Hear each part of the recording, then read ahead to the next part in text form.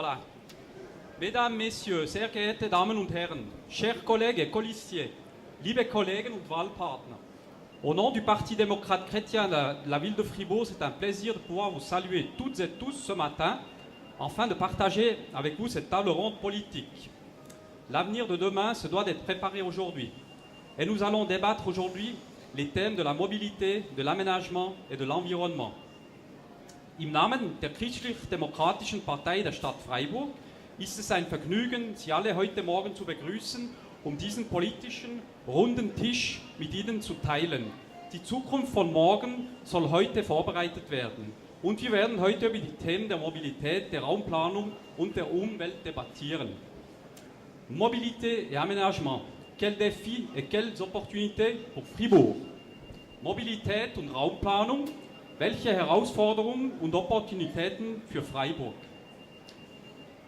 Je salue également pour en discuter à cette table ronde mes chers colistiers aux élections du Grand Conseil en date du 6 Novembre de la Liste 1 de la ville de Fribourg.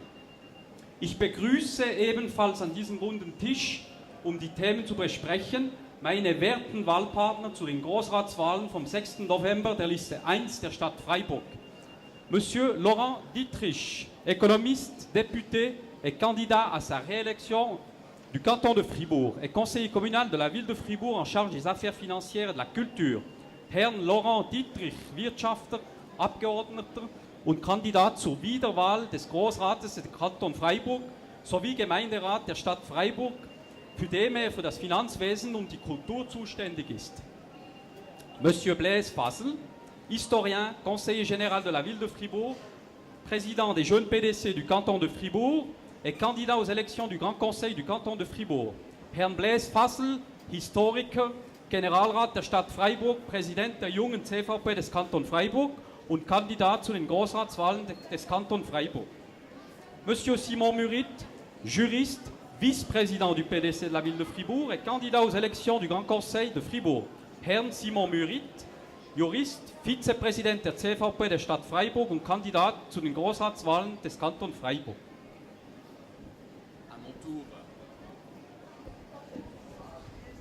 À mon tour maintenant de remercier Monsieur Thierry Meur, qui sera l'excellent modérateur de notre débat ce matin ici à Pérol Centre. Thierry Meur est entrepreneur, membre de la direction de Riedo Climat AG et également candidat au Grand Conseil sur la liste 1 du PDC ici dans la ville de Fribourg. Merci pour votre soutien et merci à Thierry Meur pour la modération. Merci Blaise Fasel, vielen Dank Blaise. Alors on va continuer en français. On a fait les introductions bilingues parce qu'on a un canton bilingue, une ville bilingue aussi, donc je tiens à le souligner. On va passer directement au thème de la mobilité. Mobilité, aujourd'hui nous avons un problème en ville de Fribourg qui perdure, qui est l'engorgement de cette ville lors des heures de pointe. Je pense notamment aux axes route Louis Daffry, avenue de l'Europe, avenue du Tivoli, route du Jura. Et d'après vous, quelles seraient les solutions pour y remédier? Laurent. Oui, merci Thierry. En effet, la situation actuelle est très problématique et je tiens quand même à dire que c'est de loin pas la seule agglomération qui a ce genre de problème. On constate ça dans la plupart des autres villes, à Neuchâtel, à Genève, à Lausanne. Cela dit, il faut qu'on s'occupe de notre territoire évidemment et on a quelques solutions évidemment. Une des solutions serait de terminer la route de contournement. On parle actuellement de la liaison Marly-Matran qui serait essentielle pour le sud de l'agglomération. On pourrait aussi penser à une amélioration de la route de Bourguillon, entre Bourguillon et Marly. Et puis, pourquoi pas faire ensuite un compartimentage des secteurs. C'est des idées qui tournent actuellement à l'agglomération. Tout cela, bien sûr, ne porte des solutions que pour les alentours, les environs de la ville, les entrées. Et il faut aussi, évidemment, s'occuper du trafic à l'intérieur de la ville. Et puis là, il y a quelques parkings qui sont vraiment nécessaires. Je pense à un parking au début de Pérol, par exemple, pour tous ceux qui arrivent vers le sud.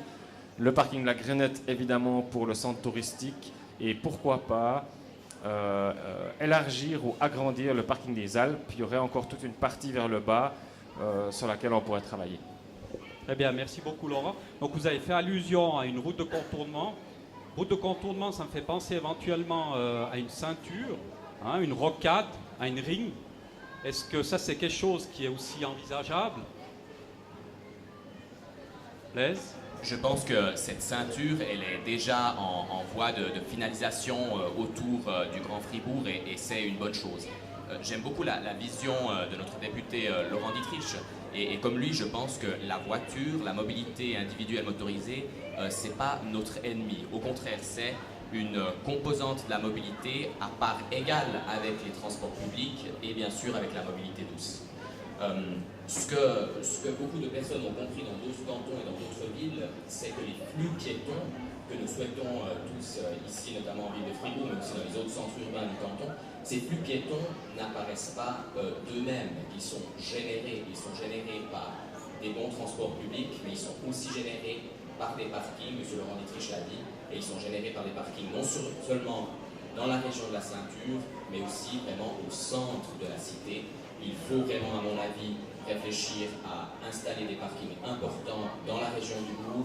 Pourquoi pas de l'autre côté du pont de Seringen, dans la colline du Kibourg-Schönberg, un grand parking, je ne sais pas si c'est possible à discuter, pour justement générer ce flux piéton qui va attirer les visiteurs, les touristes. Donc la voiture n'est pas notre ennemi, c'est une composante parmi d'autres.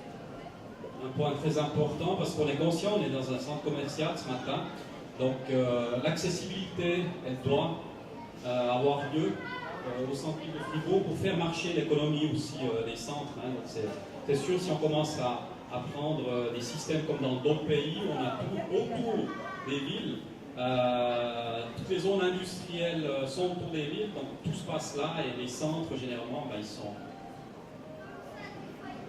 vulgairement dit. Voilà. Merci beaucoup Blaise.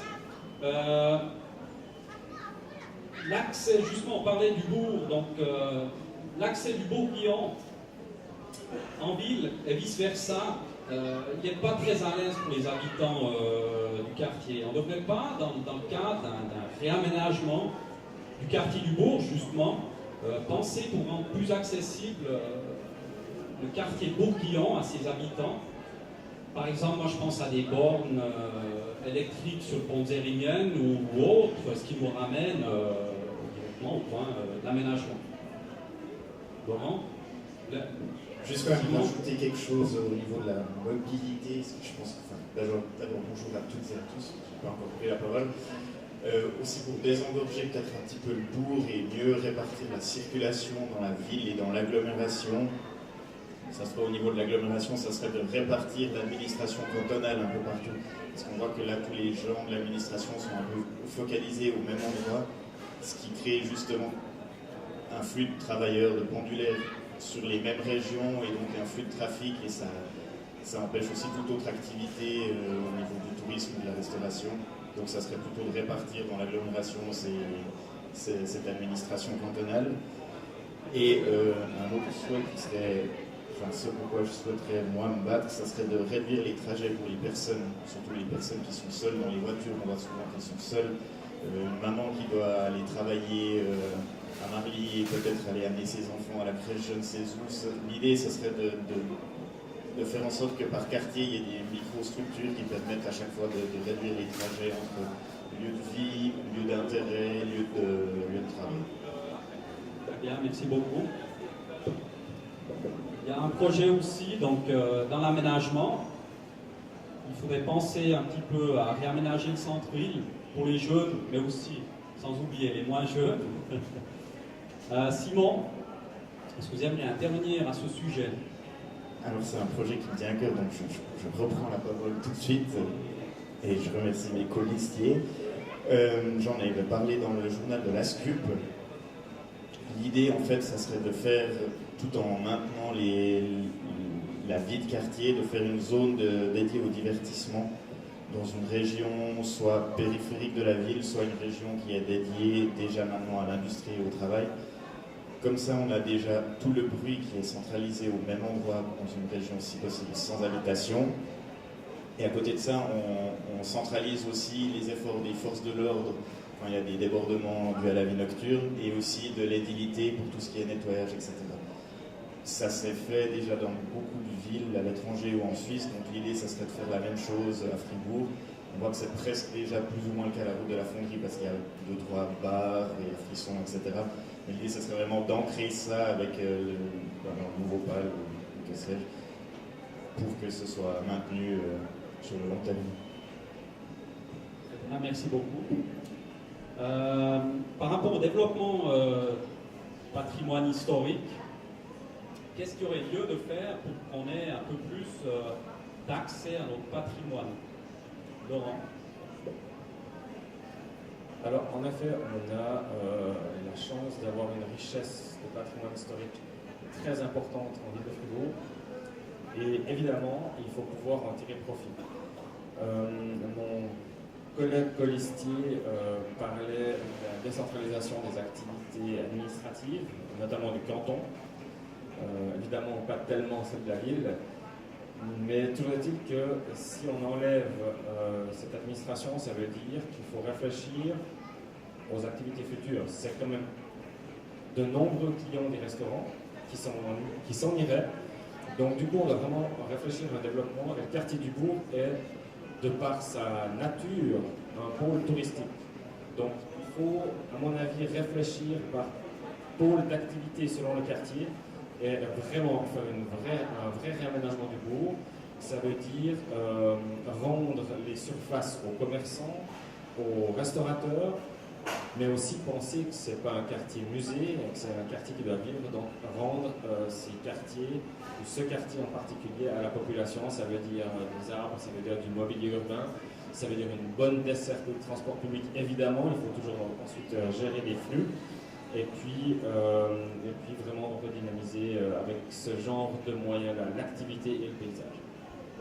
L'idée, ce serait d'attirer en fait des touristes par le biais des commerces, mais d'allier ça avec notre patrimoine historique qui est très riche en ville de Fribourg. Notamment, je pense aussi à la vieille ville de Fribourg, où il y a énormément à faire aussi. Donc, une très bonne chose en soi si on arrive à allier ces deux choses. Très bien, merci beaucoup. Par rapport justement au développement du patrimoine, je pense aussi à, comme vous l'avez dit, donc au mobilier urbain, les arbres des zones vertes, jardins urbains. Les jardins, donc c'est des bienfaiseurs pour un environnement sain. Parlons justement d'environnement. Quelles seraient les idées pour avoir un meilleur environnement, je dirais, vert en ville de Fribourg? Je pense qu'il faut regarder la question des environnements verts de façon globale, ce d'autant plus qu'on est candidat pour le Grand Conseil et qu'on s'occupera finalement du bien de tous les Fribourgeois. Il y a une chose qui me tient vraiment à cœur, et si je suis élu au Grand Conseil, j'espère faire avancer cette cause, c'est la question de la petite faune fribourgeoise. Je pense à certaines espèces d'oiseaux et de rongeurs qui aujourd'hui sont non pas en voie de disparition, mais commencent à être en danger. C'est des espèces qui sont importantes pour l'agriculture, qui ont un rôle sanitaire dans les champs, mais qui ne vivent ni en forêt ni dans les champs. Ils vivent dans les haies, dans les coteaux et aux alentours des arbres indigènes isolés qui aujourd'hui, avec l'aménagement du territoire, ont tendance à disparaître. Moi, je pense qu'il faut vraiment de manière ciblée replanter des arbres indigènes isolés. Dans les environnements urbains, c'est plus difficile, mais c'est important dans les campagnes. Il faut aménager aussi les campagnes de manière naturelle et environnementale. Et puis, par exemple, on pourrait penser à une méthode de collaboration avec les communes pour les inviter de la part du canton à planter un arbre indigène isolé pour chaque permis de construire accordé en vue d'une nouvelle construction. Ce serait une idée. Elle est déjà passée une première fois au Grand Conseil. Elle était proposée par les jeunes PDC que je préside au niveau cantonal. Elle a été refusée à quelques voix. On ne doit pas abandonner ce dossier. Je pense qu'il faut remettre ce dossier sur la table dès la prochaine législature, dès 2016. Merci Blaise. Donc on a une grande richesse, je dirais, de faune et de flore en ville de Fribourg. Donc il n'y a qu'à aller se promener en vieille ville de Fribourg, autour, qui est une très bonne chose. Est-ce qu'il n'y aurait pas aussi lieu justement de créer des parcours à thème dans ces lieux-là, dans la nature, de développer un peu toute cette nature qu'on a, puis de faire voir la richesse de la faune et de la flore qu'on a autour de nous. On vit avec des animaux hein, qui sont pas très loin. C'est des animaux sauvages, mais quand même qui vivent autour de nous. Qui c'est qui aimerait prendre la parole à ce sujet? Laurent? Oui, en effet, il y a une idée qu'on pourrait vraiment pousser, c'est reconceptualiser l'ensemble du parcours de la Sarine en ville de Fribourg. Ça veut dire les poissons et ça veut dire tout l'écosystème lié à l'eau. La Sarine passe à travers quasiment toute la ville. Et puis là, il y a vraiment une grande richesse qu'on pourrait développer, notamment en accord avec les piétons. On parlait de parcours. Si on pouvait, comme piéton, faire depuis la Mégroge jusqu'au lac de Schiffnen quasiment le parcours à pied pour admirer cette faune et cette flore, c'est vraiment fantastique. Pour une petite parenthèse historique, c'est assez récent que la Sarine se porte si bien, puisque nous avions des tanneries, des teintureries dans la Sarine. Donc il y a quelques siècles, elle était absolument dévastée, notre chère Sarine. Mais ça, ce serait vraiment une idée. Et puis, on a plus de paysages verts que ce qu'on pense en ville de Fribourg. Je pense notamment à la vallée du Gotteron, qui est un vrai bijou, avec notamment, dès qu'on sort de la ville, les remparts. Donc on a un lien direct toujours entre le paysage et notre patrimoine historique et l'activité qui va. Et ce serait vraiment fantastique si le PDC pouvait vraiment mettre les gens en contact de cette richesse qu'on a. Merci beaucoup Laurent. Donc au niveau que la Sarine se porte bien, ça je peux le confirmer. Donc je suis un chevronné pêcheur à la mouche. La Sarine a une très très grande population d'ombre commun, un poisson qui est très très sensible, qui est de nouveau là, donc qui se reproduit de manière naturelle. On est un exemple pour beaucoup de cantons au niveau de la propreté de nos cours d'eau. Ça, je pense qu'il faut aussi le préserver. Au niveau des sentiers naturels, des sentiers à thème, est-ce qu'il y aurait par exemple encore des idées? Blaise, je pose une question. Eh bien, quelque chose à faire peut-être directement en ville, ce serait de réfléchir à aménager rapidement les berges de la Sarine. Il me semble que 2 ou 3 mètres à côté des berges sont du domaine public. Il suffirait maintenant de faire avancer ces projets pour donner accès rapidement à la population. Je pense comme notre conseiller communal Laurent Dietrich, en fait, que maintenant, ce qu'il nous faut, c'est bien sûr une vision d'avenir, une vision cohérente à long terme. Mais ce qu'il faut aussi maintenant, c'est que les habitants puissent profiter au quotidien et rapidement du mieux vivre que le canton et la commune peuvent leur donner. Et ça passe par des petites mesures, des mesures efficaces, ciblées, qui font profiter l'habitant. Très bien, merci beaucoup. On a parlé aussi de planter des arbres, hein, de mettre des arbres. L'arbre, pour l'environnement, il est sain. L'arbre est aussi un créateur d'énergie. Énergie, parlons-en. Il y a le tournant énergétique qui approche, hein, donc le tournant énergétique 2050. Qu'est-ce qu'on a comme solution pour se préparer justement à ce tournant énergétique, que ce soit en ville de Fribourg ou dans le canton?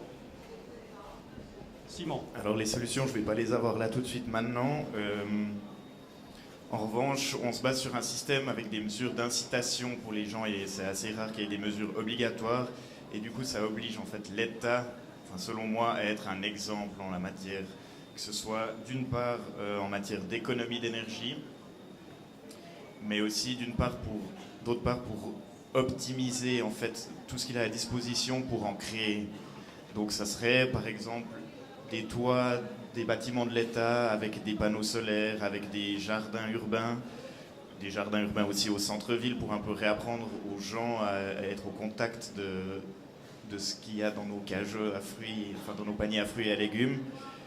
Et on voit aussi qu'il y a de plus en plus d'innovations et de solutions qui s'offrent à nous pour devenir autonome au niveau énergétique. On peut penser à des arbres à vent qui sont des arbres qui utilisent en fait l'énergie éolienne pour en créer. Donc les solutions, elles sont là. Après, il faut regarder lesquelles sont les plus optimales au meilleur endroit, au meilleur moment. Très bien, merci beaucoup. Puis je pense que là aussi, donc, la ville a un rôle, le canton a un rôle d'aider à développer ces énergies renouvelables hein, en ville, ailleurs. Et puis, moi je pense aux centrales nucléaires qu'il va falloir arrêter. Donc, il faudra y pallier à toute cette énergie. Qu'est-ce que vous pensez des énergies je pense à la géothermie en ville de Fribourg, c'est très, très, très, très délicat. Quelles seraient, d'après vous, les solutions qu'on aurait justement pour garantir, pour assurer l'énergie électrique qu'on consomme, qu'on utilise en ville de Fribourg? Alors, je pourrais décomposer votre question en 2 points. D'abord, la production d'électricité, par exemple. On a toujours justement l'électricité et le chauffage qu'on doit distinguer, c'est très important pour une ville. Au niveau de la production d'électricité, je pense que nous, en tant que députés, futurs députés, on pourrait vraiment et on devrait pousser la production électrique par le solaire. C'est-à-dire d'avoir une sorte de règle de base que cette mesure-là, l'installation de panneaux solaires ou éoliens, hein, ça peut tout à fait être éolien aussi, se fasse systématiquement sur chaque rénovation de bâtiment, par exemple. Ça doit être un réflexe et je pense que les valeurs du PDC vont tout à fait dans ce sens-là. On pourrait tout à fait proposer ce genre de mesures. Et pour ce qui est de la chaleur, là, on pourrait réfléchir à la complémentarité du chauffage à distance, par exemple, et du gaz. On pourrait promouvoir le biogaz avec notamment des partenaires privés, ça pourrait être tout à fait le cas. On le fait déjà actuellement avec notre station d'épuration en ville de Fribourg, mais là aussi ça doit être un réflexe. Et ce qui est dangereux, c'est dans le chauffage d'avoir soit l'un soit l'autre, le gaz ou le chauffage à distance. Parce qu'on ne connaît pas tellement l'avenir de ces 2 modes de chauffage. Donc la complémentarité entre les 2 modes me semble très très intéressante. Là, je vous rejoins, donc c'est très juste. Hein, donc, si je prends l'exemple de l'usine d'incinération de la SAIDEF qui dessert quand même une grande partie en chauffage urbain de la ville de Fribourg, il y a un potentiel de développement. Je veux dire, des déchets, on va en produire toujours. Il faudra bien les éliminer d'une façon ou d'une autre, donc développer ces énergies-là. Le gaz est quand même aussi une énergie fossile qui a quelques émissions de CO2 qui sont nettement inférieures à celles des énergies du mazout. Hein. Je pense aussi à des mini-centrales à bois, hein, de faire des quartiers d'énergie peut-être autour de la ville de Fribourg, hein, pour assurer en énergie, que ce soit du chauffage ou de l'électricité. Ça peut très bien aussi être de la géothermie profonde. La géothermie profonde, avec ça, on peut générer de la vapeur, on peut générer de l'électricité. Le solaire permet de garantir de l'énergie quand il y a des UV. Donc, je pense à l'été, comme ces temps-là, si on prend l'automne, les UV ne passent pas très bien, donc ça produit pas énormément d'électricité, donc il faut aussi avoir les solutions pour produire de l'électricité en dehors du manque de soleil. Voilà. Merci beaucoup. Je ne sais pas si vous voulez ajouter encore quelques points. Blaise? J'aimerais peut-être ajouter une petite idée qui nous vient en fait du PDC de la ville de Lausanne et que je trouve très innovante et qu'on pourrait peut-être introduire, il faudrait y réfléchir au niveau cantonal. On cherche justement à produire des énergies renouvelables, c'est bien, mais il faut aussi regarder pour l'utilisation efficace et rationnelle de l'énergie existante. Ça, c'est déjà un gros point. Et ici, il faut voir, il n'y a pas seulement les personnes physiques, les privés qui sont utilisateurs, il y a aussi les entreprises. Il faut motiver nos entreprises à changer de cheval, à devenir rationnelles au niveau de l'utilisation de l'énergie. Les entreprises existantes font déjà beaucoup d'efforts et je salue.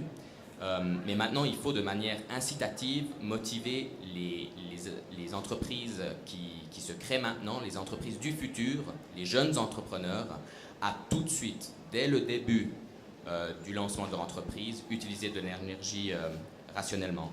Et ici arrive cette idée assez innovante. Donc, est-ce qu'on ne pourrait pas réfléchir pour les startups qui utilisent de l'énergie renouvelable, est-ce qu'on ne pourrait pas réfléchir à défiscaliser les premiers investissements dans un délai de 5 ans à hauteur de 50 000 francs qui se feront dans cette start-up. Comme ça, on soutient les start-up. En plus, c'est positif pour le tissu économique. Les études économiques le disent. Ces premiers investissements dans les petites entreprises se font avec le capital des créateurs, des fondateurs, de la famille, des amis, etc. Donc ici, il y a vraiment un truc très concret à faire. C'est une petite mesure à nouveau, mais je crois qu'ici, on crée tout de suite des entreprises qui sont tout de suite dans le move, si je peux dire, des énergies renouvelables.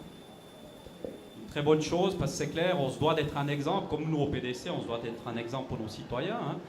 Ces entreprises-là se doivent d'être un exemple pour d'autres entreprises dans le canton, où il y a un énorme potentiel. Donc vous venez de le dire, je pense à certaines usines bulloises qui génèrent énormément d'énergie qui pourrait être réutilisée. C'est un très bon point, merci. Simon, est-ce que vous auriez encore quelque chose à ajouter ?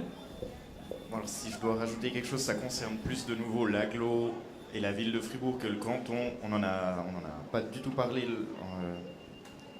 sur le sujet de la mobilité, c'est les transports publics. J'ai ni permis ni voiture, donc je les utilise quotidiennement.